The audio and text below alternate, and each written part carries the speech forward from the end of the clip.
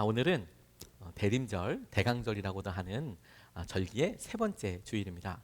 이 대림절과 대강절은 아기 예수님의 탄생을 기다리는 절기로 우리가 12월 25일을 중심으로 해서 지키고 있는 그 날을 중심으로 해서 4개 주 동안, 한 달 동안을 예수님의 탄생과 그 의미를 생각해 보며 주님께서 우리 가운데 아기의 모습으로 오셨듯 우리의 삶에 실제로 말씀이 임하고 우리의 삶에 이루어지게 될 모든 은혜를 아기의 모습서부터 시작해서 십자가까지 같이 생각해보고 도전해보는, 다시 확립하게 되는 그런 통로가 되는 절기라고 싶습니다. 오늘 마리아에게 들렸던 소식에 대해서 우리가 함께 마리아의 상황에서 한번 질문해보고 우리의 삶에 직면한 절벽과도 같고 어려운 일들에 대해서 믿음으로 통과하게 하실 뿐만 아니라 예수님을 통해서 우리에게 이루실 일들을 우리가 함께 마리아처럼 고백해보고 찬양하게 보게 되는 시간이 될 수 있기를 진심으로 축복하고 권면합니다. 결혼은 사회적인 신분과 안정감을 제공합니다. 다시 말해서 결혼하는 것을 통해서 누구누구의 남편, 누구누구의 아내, 이것이 우리에게 사회적으로 안정감을 주기도 하고 혹은 사회적인 소속을 가져오기도 합니다. 이와 같은 일들이 고대로 갈수록 조금 더 심해졌습니다. 고대로 갈수록 여전히 지금도 흔적이 남아있는 것이 서양이나 혹은 일본 같은 나라는 결혼을 하면 여성들이 이름을 바꾸죠. 남편의 이름으로 바꾸는 것.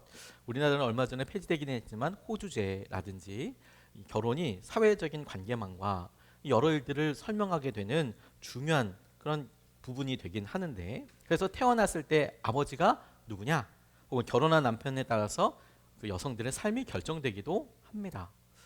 그런데 여러분, 지금보다 훨씬 더 그와 같은 시선이 더 뚜렷했을 때 마리아가 미혼모가 됐다는 말입니다. 자기를 설명해주고 사회적인 관계망 안에서 자기에게 안전한 어떤 그물망이 되어줄 수 있는 그런 가족 관계에 있어서 남편이 없고 미혼모가 되는 이런 상황을 마주하게 된 것입니다. 그것도 하나님께서 보내신 천사가 자신에게 그렇게 이야기를 해 주었죠. 자신에게 있어서나 이 마리아의 가족들, 성경에는 나와 있지 않지만 아마 이와 같은 서식을 이후에 알게 된다면 정말 큰 충격적인 그런 소식이었을 거라고 싶어요. 그 시대에 그랬던 일이 있었다면 말입니다.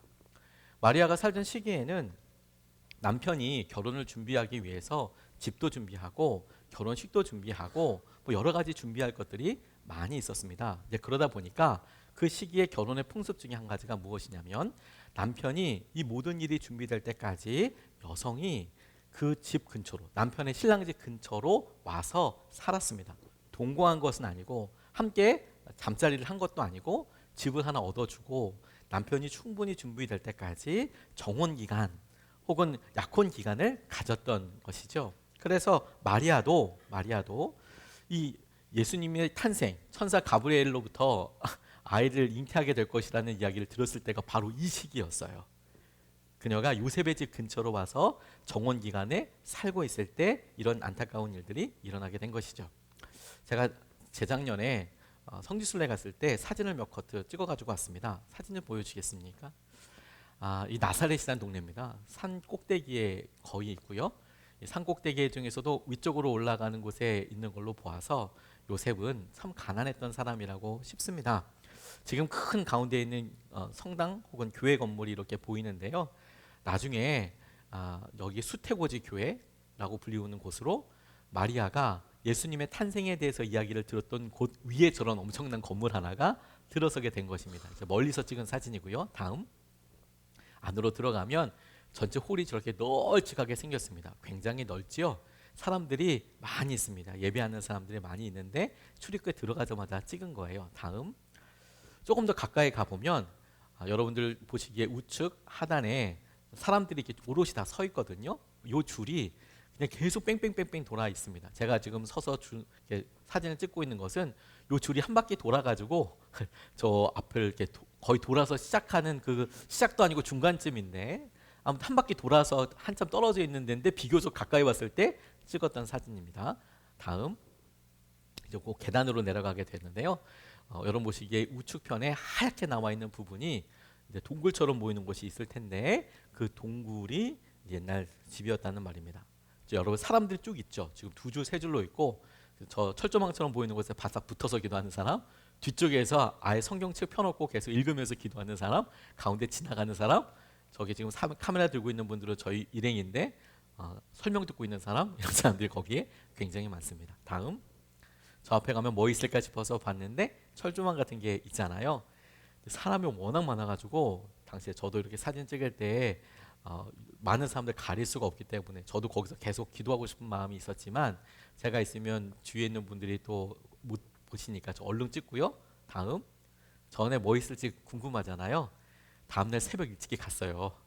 예, 사람들 많을 때는 뭔가 좀 기도하기도 그렇고 집중하기가 좀 어려워서 다음날 새벽에 좀 일찍 일어나서, 이제 교회여서 아마도 열 것 같다는 생각에 아마 새벽 기도 있겠지 이런 생각을 하고 좀 일찍 일어났고, 마침 해가 좀 밝았는데 일찍 갔더니 많지 않더라고요, 사람이. 그래서 충분히 좀 기도하는 시간도 갖고, 아까 보았던 그 철조망 있잖아요, 그 안으로 손 넣어서 사진을 이렇게 찍은 겁니다. 똑같은 장소입니다. 지금 저기 제단이 놓여있던 곳이 예수님의 탄생을 들었던 수태고지라고 하지요. 마리아가 예수님의 탄생과 관련된 이야기를 들었던 곳이다라고 전해져 오는 곳입니다. 주위에 이렇게 보면 동굴같이 생겼어요. 동굴같이. 동굴같이 생긴 이유가 뭐냐면, 당시에 집을 지을 때 일반 서민들은 양면을 벽으로 다 세우기가 돈이 많이 들었습니다. 그래서 대부분 가난한 사람들은 벽을 잇대어서 한쪽 벽이라도 돌로 삼거나 혹은 양면 혹은 삼면이면 거의 땅굴을 파고 들어가는 거겠네요. 그래서 조금이라도 돈을 좀 아꼈어요. 벽이나 돌 이런 거 쌓는 게 워낙 비쌌기 때문에 땅을 파거나 동굴을 파거나 자연적인 홈 같은 데를 사서 있었고, 요셉은 그렇게 부유한 사람이 아니었기 때문에 마리아를 위해서 내어준 집이 거의 반지하 이 정도이고, 시간이 많이 지나면서 건물이 덧대어 있다 보니까 더 지하처럼 이렇게 느껴지게 됐습니다. 마리아가 살았던 저 수태고지 교회에서 대략 한 느낌으로 한 80m, 한 70m 정도 되는 곳에 요셉이 살았던 곳, 예수님이 목수일을 배우셨던 곳이라고 추측되는 곳이 똑같이 있습니다. 수태고지 되었던 장소는 비교적 오래전에 알려졌지만, 요셉이 살았던 곳이라고 했던 곳은 비교적 최근에 알려졌어요. 그래서 그곳이 다시 교회도 있고 하나님께서 하신 은혜의 장소로 이렇게 설명이 되는 곳입니다. 마리아 입장에서 한번 생각해 보십시오. 약혼을 해서 기다리고 있는데 아직 결혼은 하지 않았습니다. 그래서 큰 어려움이 찾아오게 되는 셈이 되었죠. 이건 충분히 우리가 짐작할 수 있습니다. 그런데 오늘 우리가 읽었던 본문 말씀은 그녀가 천사 가브리엘로부터 아들을 낳게 될 것이라고, 잉태하게 될 것이다라는 이야기를 들었을 때 주님의 여종 요원이 주님 뜻대로 하시라고 고백을 드렸습니다. 그리고 난 다음에 그녀가 했던 여러 일들 가운데 실제로 그의 믿음의 갈등에 있어서 그녀가 경험하게 된 여러 통과들 중에 하나님께서 하신 일을 찬양하는 부분을 우리가 함께 읽었어요. 아이를 잉태하게 되겠다는 것이 처녀에게는 가당키 난 일이겠습니까? 청천벽력 같은 이야기죠. 더군다나 천사 가브리엘이 이야기했어도 이건 다양한 의미를 갖게 됩니다. 질문을 하면 할수록 정말 다양한 의미를 갖게 돼요. 하나님께서 역사하셨다라는 것을 보고 생각하면 하나님의 은혜라고 싶지만, 현실적으로 생각하면 큰 어려움과 두려움과 염려, 걱정이 한꺼번에 똑같은 문제인데 어떻게 질문하고 어떻게 바라보느냐에 따라서 달라지게 되는 것이죠. 우리 삶에도 여러 시험거리나 혹은 축복거리들이 이렇게 복잡한 의미를 가지고 찾아오는 경우들이 많이 있습니다. 오랫동안 기도해서 하나님께서 응답해 주신 것 같지만 정작 우리가 삶에서 그것을 끌어안으려고 보면 너무 부담스럽거나 일을 해야 되거나 혹은 생각하지 못했던 관계들이 막 쫓아오기도 하고, 그리고 분명히 축복인데도 마음에 염려가 되기도 하고, 거꾸로 나는 힘들고 어렵다고 이야기하는데 오히려 그것이 축복의 통로가 되는 경우들이 있거든요. 그런데 오늘 마리아가 하나님께서 본인에게 하신 일을 보고 찬양하는 장면을 보면 그녀의 삶에 자신이 아이를 낳게 될 것이다라는 이런 소식이 온전한 찬양과 그리고 감사라고 할 수 있는 고백으로 이어지는 것을 보게 돼요. 어떻게 그렇게 할 수 있을까? 첫 번째 우리가 주목하고 그녀의 찬양에 있어서 특징을 살펴보고 싶은 것은, 찬양은 하나님과 하나님이 하신 일에 대한 고백이라는 점을 우리가 붙잡고 싶습니다. 찬양은 하나님에 대한 찬양, 하나님에 대한 고백이고 하나님이 하신 일에 대한 고백입니다. 마리아가 자신에게 있었던 일에 대해서 찬양하는 것을 통해서 믿음의 고백과 찬양을 통해서 어려움과 상황을 넘어서게 되는데 그 핵심은 그녀가 하나님을 붙잡았고 그녀에게 하나님께서 하신 일에 대해서 집중하게 됐다는 말입니다. 46절에서 49절까지의 말씀이 이렇게 이야기합니다. 그리하여 마리아가 말하였다. 내 영혼이 주님을 찬양하며 내 마음이 내 구주 하나님을 좋아함은 그가 이 여종의 비천함을 보살펴 주셨기 때문입니다. 이제부터는 모든 세대가 나를 행복하다 할 것입니다. 힘센 분이 나에게 큰 일을 하셨기 때문입니다. 라고 이야기하고 있습니다. 자신에 대한 고백은 비천한 여종이라고 이야기하고 다른 사람들이 자신에 대해서 볼 것에 대해서 그녀의 고백이 놀라운 것은 미혼모라고 혹은 그녀가 부정한 여인이라고 이런 의심과 염려가 있을 법한데 모든 세대가 자신을 행복한 여인이라고 부를 거라고 그렇게 찬양하고 고백하고 있어요. 뿐만 아니라 힘센 분, 이 힘센 분 하나님께서 일을 하셨다라고 그녀가 명확하게 고백하고 그리고 찬양하고 있는 점에 우리가 마음을 두었으면 좋겠습니다. 마리아가 믿음으로 천사 가브리엘의 말에 순종하였지만 주님의 계집종이오니 주님의 여종이오니 당신의 뜻을 내게 이루십시오 라고 잉태하게 될 거라는 소식에게 감사로 아멘으로 대답했지만 분명하게 확인하고 싶었던 것 같습니다. 무슨 말이냐, 본인이 지금 정혼 기간을 살고 있는 이 여성이 이건 임신하게 된다는 것은 그것도 남편이 될 사람이라고 해도 주위의 평가와 손가락질이 시선이 신경 쓰이게 될 때인데 그것도 아니고 갑자기 이렇게 처녀가 잉태하게 된다니까 이건 진짜 중요한 문제 아니겠습니까? 근데 본인 스스로가 자신의 임신 사실을 자각하게 될 때까지 알 수 있을 때까지는 아직 시간이 많이 남아 있다는 사실이 중요하겠습니다. 뭐냐? 보통 임신을 하면 그날 다음날 알게 되는 게 아니지 않습니까? 보통은 한 2달, 3달 정도가 일반적으로 지나야 여성들이 본인에게 있어서 일어난 변화들에 대해서 구체적으로 짐작하고 알 수 있게 되겠지요. 지금이야 현대 의학을 통해서 진단 키트나 이런 걸 통해서 빨리 알 수도 있는 길도 있다고 하지만 2000년 전 이야기입니다. 본인에게 찾아온 천사가 이야기한 것을 듣고 아멘 그렇게 이루시라고 이야기를 했지만 그것이 실제인지 아닌지를 그녀에게 있어서 확인하고 그리고 그것을 알아가는 것은 정말 중요한 문제였던 것 같아요. 그래서 그녀가 천사로부터 아들을 낳을 것이라는 이야기를 들었을 때 사촌이었던 엘리사벳이 임신하였다라는 소식을 떠올리게 됩니다. 당시만 해도 서로 연락을 주고받을 수 있는 방법이 그렇게 많지 않았습니다. 굉장히 멀리 떨어져 있었죠. 그녀가 오랫동안 임신하지 못했던 것은 알고 있었어요. 자녀가 없었고 나이도 있었고 깜짝 놀랄만한 소식을 천사 가브리엘이 알려주었습니다. 그래서 바로 엘리사벳을 만나러 출발한 듯 싶어요. 우리 요즘만 해도 우리가 기쁜 소식이 있으면 SNS에 올리거나 문자로 보내거나 바로 소식을 알릴 수 있지만 당시만 해도 소식을 알릴 수 있는 게 인편밖에 없는데 인편으로 보내서 할 수 있을 정도는 또 부유한 사람들밖에 없는데 소식을 서로 자주 전하고 알렸을 리가 없지요.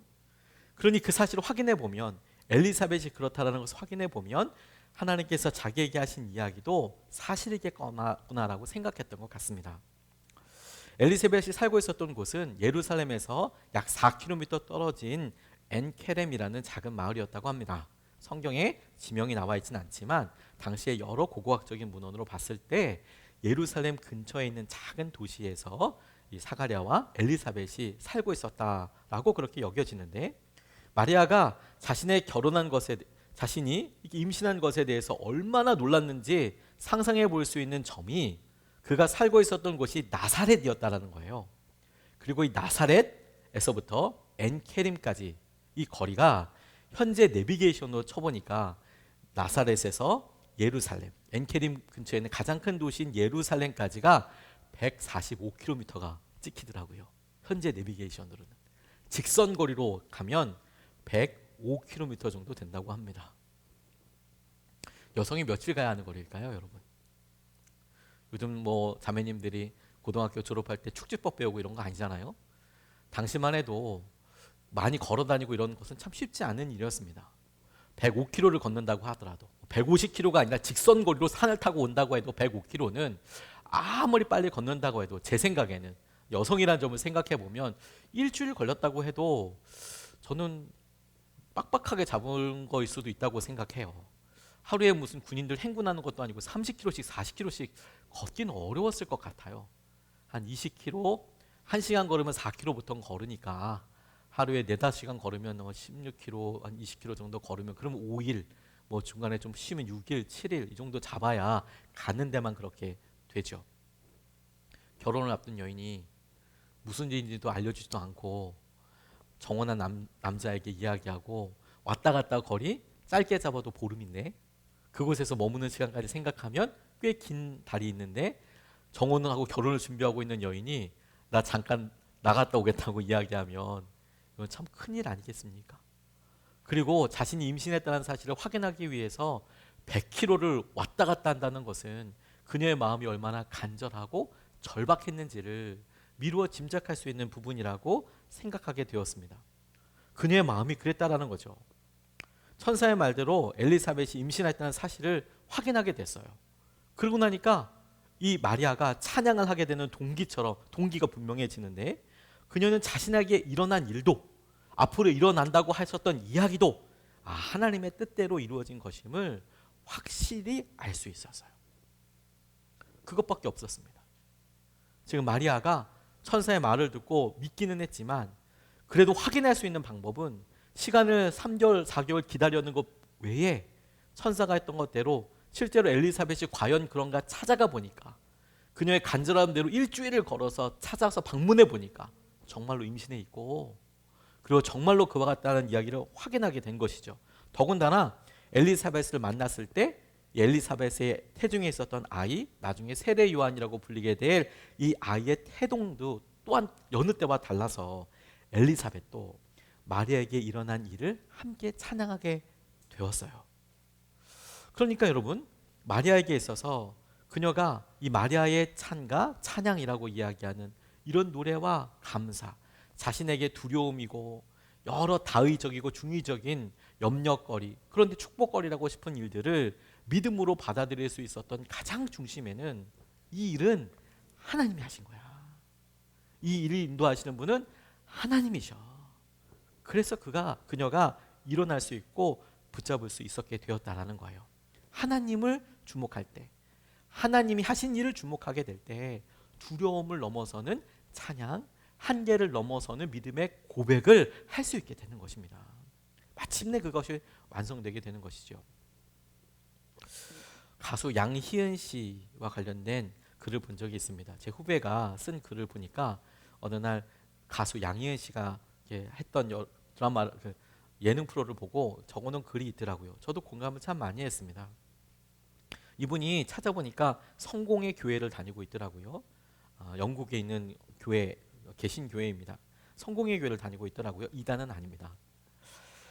그런데 이 가수 양희은 씨가 이렇게 보는데 송은이 씨랑 여행을 다니면서 이렇게 뭐 같이 인터뷰도 하고 그곳에 있는 좋은 풍광도 같이 보고 이런 드라마, 이런 예능 프로였나 봅니다. 그래서 캠핑카도 타고 국내외 비행기를 타고 가서 그곳을 보기도 하고 좋은 곳도 소개하고 뭐 여러 인생들의 여러 이야기들을 좀 나누기도 하고 그랬는데 한 번은 세 사람이 파란 파도가 치는 사이판 절벽에 이렇게 서서 문득 서로 이야기를 하게 됐답니다. 너무 아름다운 풍경에서 와 아름답다, 바람 너무 좋다 이런 얘기만 하다가 막내 송은이 씨가 선배 양희은 씨에게 대뜸 질문했대요. 선배님, 혹시 인생에서 절벽이 몇 번이나 있었어요? 그들이 열받게 서보니까 풍광은 너머를 안 듣고 그러지만 이 절벽과도 같은 깎아지는 이런 벽을 보니 인생에서도 이렇게 깝깝하고 어려운 순간들이 있다라는 사실이 문득 생각이 났나 봐요. 그래서 양희은 씨에게 얼마나 혹시 어떤 그런 절벽을 몇 번이나 만났느냐. 근데 양희은 씨가 고민하지 않고 정말 주저하지 않고 아주 쉽게 3번 이렇게 이야기하더랍니다. 그래서 이 3번이 뭐냐? 어머니 파산했을 때, 어머니가 파산해서 가정적으로 너무 힘들었을 때, 나 암수술 받은 거, 본인이 탕암하던 과정, 그리고 남편이 병들었을 때 너무 절벽과도 같았다. 그래서 다시 여쭤봤대요. 그중 제일 힘들었던 건요? 뭐가 제일 힘들었어요? 그랬더니 역시 오래 끌지 않고 주저하지 않고 남편의 병이라고 이야기하더랍니다.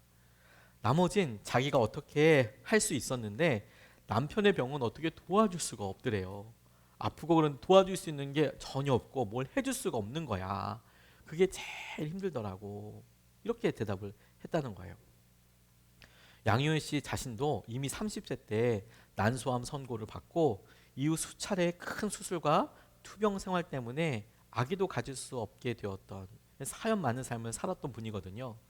근데 그래도 남편이 병들었을 때가 제일 힘들었다니, 야, 참 정말 마음이 담대해 보이고 배려심도 이렇게 있어 보이는 뭐 그런 한 면을 보게 되었습니다. 근데 이게 심각한 이야기가 나오니까 그 중에서는 제일 어렸던 송은이 씨가 기운을 내도록 이렇게 질문하는, 유도하는 질문을 이렇게 하게 됐어요. 그래서 그렇게 아플 때 어떻게 그 절벽을 이겨낼 수 있었어요?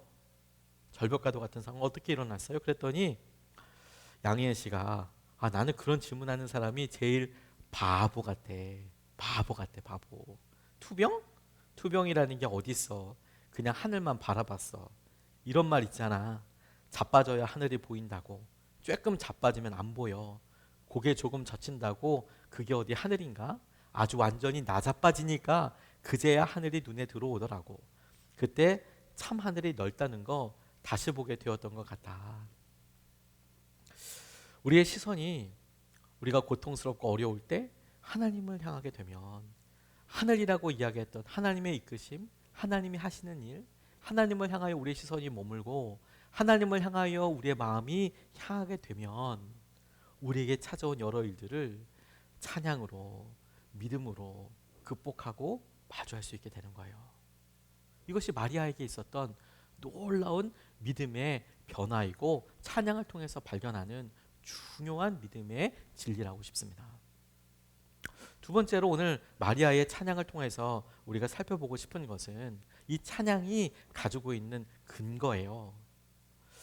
이 마리아의 찬양, 이 찬양은, 믿음의 찬양은 약속에 대한 신뢰에서부터 나왔습니다. 약속에 대한 신뢰. 무슨 말이냐면 49절 하반절서부터 55절까지 나와 있는 성경 말씀이 이렇게 나와 있습니다. 그의 이름은 거룩하고 그의 자비하심은 그를 두려워하는 사람들에게 대대로 있을 것입니다.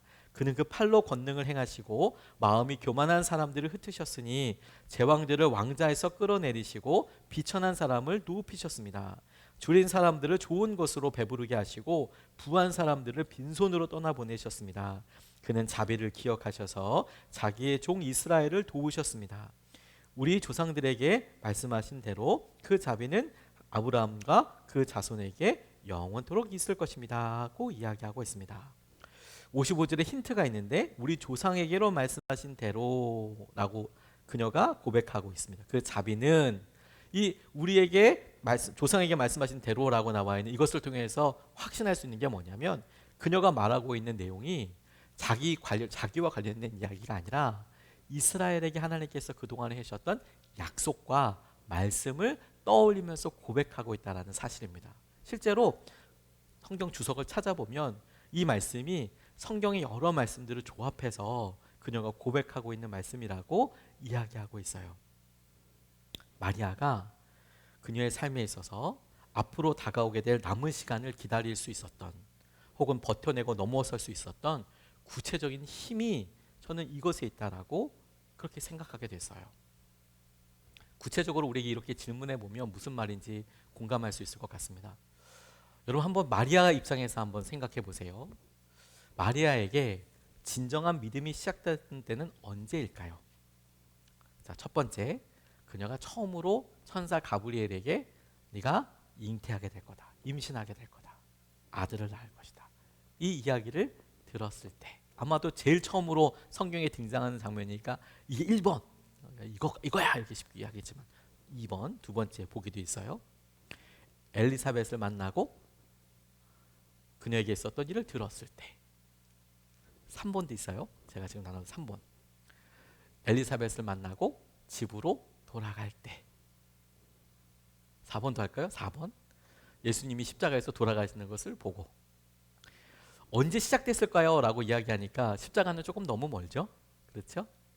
근데 저는 이런 여러 이야기에서 제가 기도하면서 하나님께서 이 말씀을 통하여 제게 도전하셨던 것은 제게 정말로 마리아에게 믿음 생활이 시작됐던 것은 그녀가 아직은 미래에 있을 일들을 아무것도 더 확인하지 못한 거잖아요.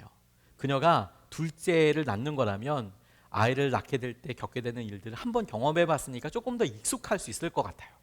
고생스럽지 않은 건 아니지만 익숙할 것 같아요. 근데 지금 결혼도 안 했고 처녀의 몸으로 임신을 한다고 하니까 구체적으로 떠올릴 수 있는 것은 굉장히 제한적일 겁니다. 당연하겠죠. 그런데 그럼에도 불구하고 그녀가 찬양할 수 있었던 중심을 가만히 생각해 보면 저는 그것이 그녀가 이제부터 집에 출발해서 바로 갈 그때의 갈등에서부터 시작된다고 싶어요. 무슨 말이냐 여러분? 집으로 돌아오려고 할 때 정혼자 요셉에게 이제 무슨 말 해야 되지? 아마 그 질문이 제일 먼저 떠오르지 않았겠습니까? 우리는 믿음을 한 번의 사건이나 한 번의 마음의 결단으로 생각하는 경향이 있지만 정작 이제 마리아가 자기에 관련된 이야기를 듣고 엘리사벳을 만나고 확인도 했어요. 근데 진짜 믿음은 제가 봤을 때 이때 시작된다고 싶어요.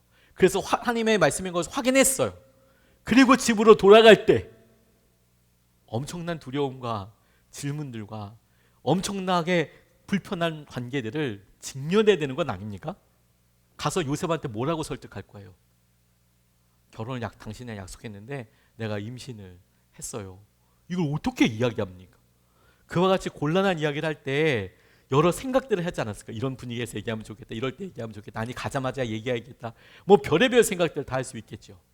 그러니 실제로 그녀가 겪게 되는 일들은 구체적인 여러 일들은 수없이 많은 생각과 대답이 떠오르기 시작했던 그녀가 집으로 가기 시작하는 그때부터 역시 일주일 동안을 걸어서 가야 되는데 집이 점점 가까워지는 그 모든 순간에 그리고 그녀가 요셉을 만났고 함께 생활하는 그 모든 순간이 사실은 믿음이 정말 시작되어서 진행되는 과정 아니겠습니까? 의외로 여러분 마리아 같은 위치에 있다고 생각할 때 집으로 돌아가지 않고 잠적해버리거나 숨는 사람들이 의외로 주위에 있지 않습니까? 하나님께서 하신 말씀이고 그래서 내가 그것 하나님 뜻인지도 알았고 이제 돌아가서 직면해야 되는 거예요.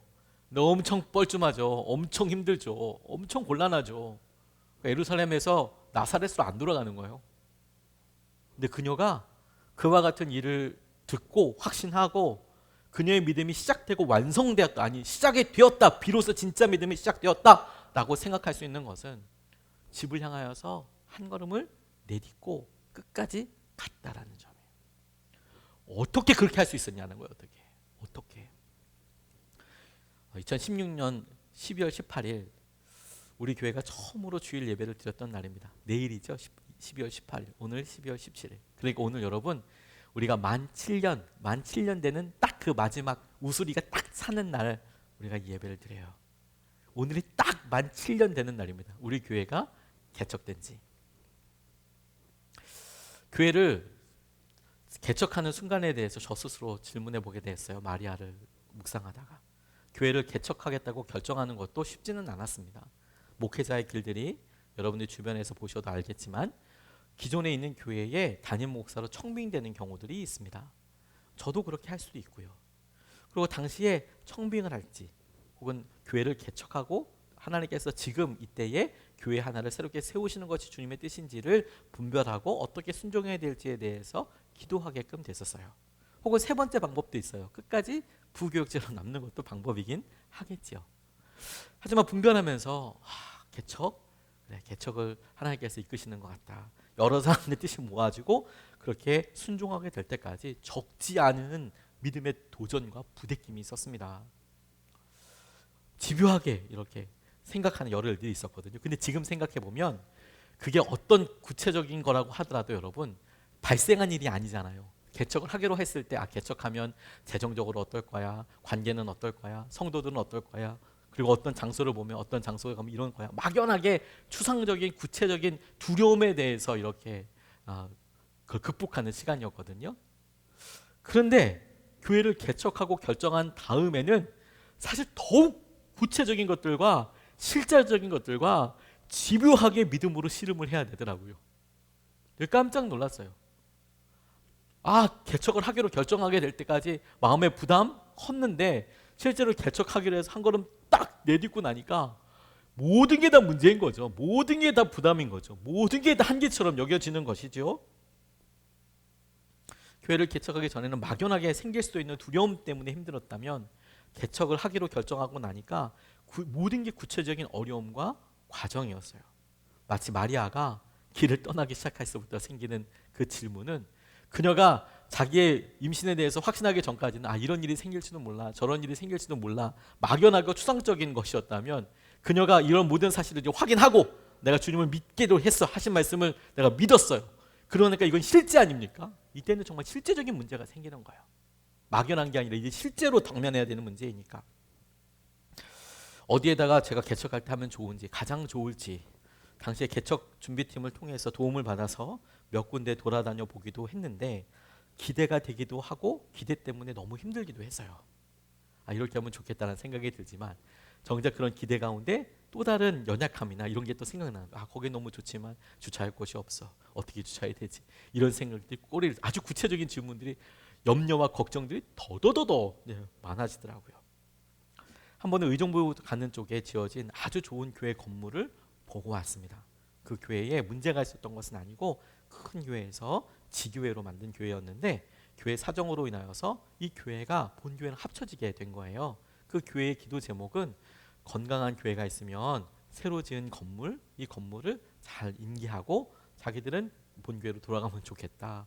그러니까 참 은혜롭게 교회가 막 안 좋은 소문이 있거나 쪼개졌거나 이러면 진짜 마음이 어려운데 그래도 나름 교회에서 이유가 있고 기도가 모아져서 다시 합쳐지게 됐고 건물을 그래서 조심스럽게 이렇게 보러 가게 됐습니다. 그런데요, 너무 좋은 교회인 거예요. 제가 요즘 볼 때 좋은 교회와 안 좋은 교회보다 부자 교회와 그렇지 않은 교회를 나눌 때 엘리베이터가 있냐? 교회 안에 엘리베이터가 있는 그런 교회였습니다. 사택도 엄청 크게 있고요. 교회 안에 10억도 훨씬 넘는 그런 금액이었죠. 보자마자 건물은 너무 좋은데 마음에서 자연스럽게 내려놓아지더라고요. 나랑은 상관없는 그런 교회지. 그리고 이제 정말 마음이 저는 편했지만 그날 거기를 갔다 왔던 우리 교회 개척팀 선한 목적의 교우분들은 마음이 좀 어려우셨나 봐요. 그리고 제 눈치를 이렇게 보셨나 봐요. 저는 오히려 마음을 쿨하게 놓을 수 있어서 가만히 있었는데 그게 그분들 보시기에는 제가 막 고민하는 것처럼 보이셨나 봐요. 근데 고민이 진짜 안 됐어요. 너무 현실과 거리가 멀었기 때문에 기대에 10몇 억? 근데 가만히 생각해 보니까 저희가 그거보다 사실 더 놀라운 은혜를 경험하기도 했지만 그때 당시에 그 교회는 어떤 마음이 가진 않았습니다. 내릴 때가 됐는데 제가 오랫동안 가만히 있으니까 그 중에 한 분이 저한테 이렇게 이야기하시더라고요. 목사님 첫 마음을 지켜달라고. 아마도 어렵더라도 개척하고 하는 여러 일들에 대해서 마음 지켜달라 이런 이야기라고 저는 그렇게 알아들었습니다. 정작 제 마음속에 그 질문은 참 되게 귀한 질문이었어요. 그 교회를 통해서 질문한 게 아니라 정작 제 마음의 고민은 지금 그때 봤던 그 교회 때문이 아니라 하루에도 몇백 개씩의 교회를 짓고 부시고 하고 있었거든요. 지나갈 때 저기 교회가 들어가면 좋겠다. 근데 이런 어려움이 있겠네? 여긴 안 돼. 이렇게 해서 교회가 하면 되겠다. 밭을 알아보면 좋겠다. 이런 다양한 질문들과 구체적인 것들이 질문하게 되면 그것에 대한 염려와 걱정도 실제로 이렇게 임하는 거예요, 여러분. 마치 여러분 이사도 가지 않을 거면서 이렇게 이사하면 어떨지 그러면 그 문제가 실제 염려가 되는 것 같고 아이들 장래도 그런 것처럼 실제로 다가오는 것처럼 다 그렇게 실제로 다가오게 되죠. 우리가 고민하고 염려하는 것이 딱 그와 같습니다. 수없이 많은 생각이 확장될 때 우리의 두려움도 확장되는 것처럼 느껴지거든요. 어떻게 빠져나올 수 있냐는 거예요. 마리아가 그가 엘리사벳을 만나서 내게 천사 가브리엘이 전해준 말씀이 실제야, 이루어지게 될 거야 라는 것을 분명히 믿게 됐어요. 그러면 그녀가 굳건한 마음과 자유함만 누린 게 된 것이 아니라 그녀에게 실제적인 염려도 두려움도 아주 불편한 상황도 아주 구체적인 염려로 고통으로 다가왔을 거라는 겁니다. 그런데 그녀가 어떻게 그 길을 끝까지 가고 우리가 알다시피 나사렛으로 돌아가서 요셉과의 여러 일들에서 하나님께서 요셉을 설득시키게 하셨지만 결혼을 해서 예수 그리스도의 탄생과 함께 성숙하게 하고 자라나게 하고 십자가 갈 때까지 가장 가까운 조력자로서 도울 수 있었을 때 가장 중심이 무엇이었느냐? 오늘 그녀가 이 마리아의 찬양을 통해서 보여주고 있는 그녀가 약속을 중심으로 붙잡고 섰기 때문이었어요. 한 번은 용기 있는 사람이 넘어설 수 있습니다. 그런데 어려움을 향하여 예루살렘에서 나사렛으로 가는 길은 단 한 번의 결정이 아니라 끊임없이 말씀을 붙잡고 약속을 붙잡고 가는 길이어야 한다는 거예요. 우리에게 드는 두려움의 생각과 우리에게 드는 아이디어들에 대해서 수없이 많은 답변들을, 그 질문에다 답변들을 할 수 있죠, 여러분. 아무리 좋은 답변을 해도 그 다음 날이면 여전히 두렵습니다. 그건 정답이 아니거든요. 그럴 때 내게 드는 두려움에 대해서 합리적인 답변을 준비하는 게 아니라 그런 염려와 걱정과 질문이 있을 때 하나님의 약속으로 돌아오는 거예요. 하나님은 이스라엘에게 자비로우신 하나님이시고 하나님 우리에게 어떤 일을 하셨는지에 대해서 다시 다잡고 의지하는 것입니다. 때로는 우리의 삶을 가로지르는 고백 한 번이 우리에게 굉장히 중요한 첫걸음이 되기도 합니다. 저는 마리아가 나사렛으로 돌아갔을 때 그 첫 번째 마음이 어땠을까? 그 마음에 굉장히 먹먹해졌어요. 그녀가 가는 나사렛은 결코 만만치 않았을 거예요. 연약한 제 자신의 기준에서 보면 얼마나 도망치고 싶었을까? 마리아 얼마나 도망치고 싶었을까? 어차피 주님의 아들, 하나님의 아들 태어나면 나 혼자 가서 나오면 안 되는 건가? 이런 생각이 들 수도 있고, 사람 모르는 데 가면 나오면 안 되는 건가? 내가 꼭 가야 되나? 그런 생각이 들었을 텐데, 그녀는 하나님을 바라보고 하나님이 하신 일을 바라보고 하나님의 약속의 말씀을 붙드니 그녀의 삶에서 만만치 않은 역경들이 있을 때마다 다시 하나님께로, 하나님이 말씀하신 대로 하나님의 약속으로 돌아와서 이 시기를 믿음으로 돌파할 수 있었던 것이죠. 그 놀라운 믿음의 찬양이, 마리아가 들었던 믿음의 찬양이 우리 입에서도 똑같이 고백되어지고 우리에게 능력과 힘이 되기를 주님의 이름으로 축복하고 도전합니다.